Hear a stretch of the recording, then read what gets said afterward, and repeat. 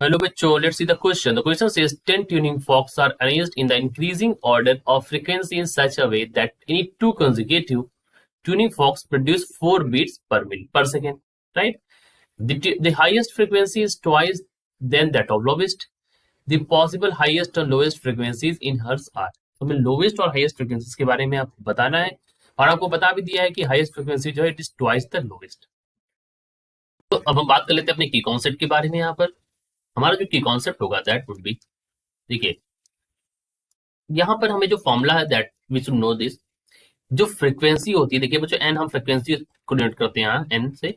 सो N last यानी कि last की is equal to n first, ठीक है, plus n minus one into x होगा यहाँ पर, ठीक है। अब ये एक्स हमारे क्या है, एक्स हमारे हैं यहाँ पर beats, x is our beats, ये हमारे रिप्रेजेंट करते हैं बीट्स को।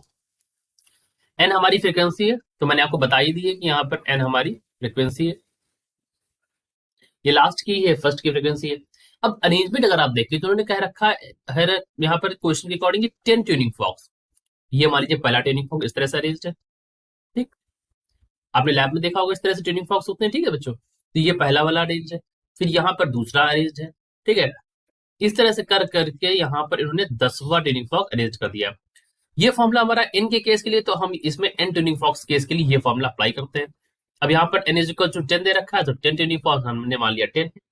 इनके बीच की जो बीट्स है दैट इज इक्वल टू कितना है, 4 है, ठीक है। इस तरह से ये आगे फर्दर बढ़ेंगे भी, यहाँ पर 5 का आ सकता है, ऐसे पता चला जाएगा, ऐसे भी होगा।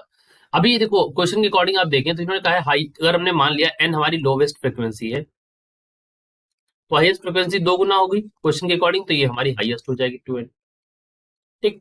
अब हम यहाँ पर रख लेते हैं अपनी वैल्यूज।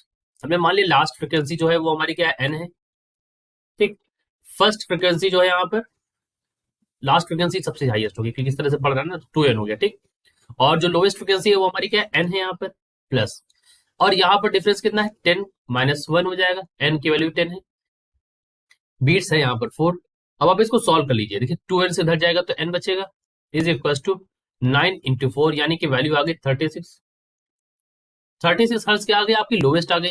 तो हाईएस्ट निकालने के लिए हम क्या करेंगे, या हाईएस्ट निकालने के लिए हम क्या करेंगे, 2 इंटू एन दैट इज 36, यहाँ पर 2 इंटू एन आ जाएगी 72 हर्ट्ज, ठीक।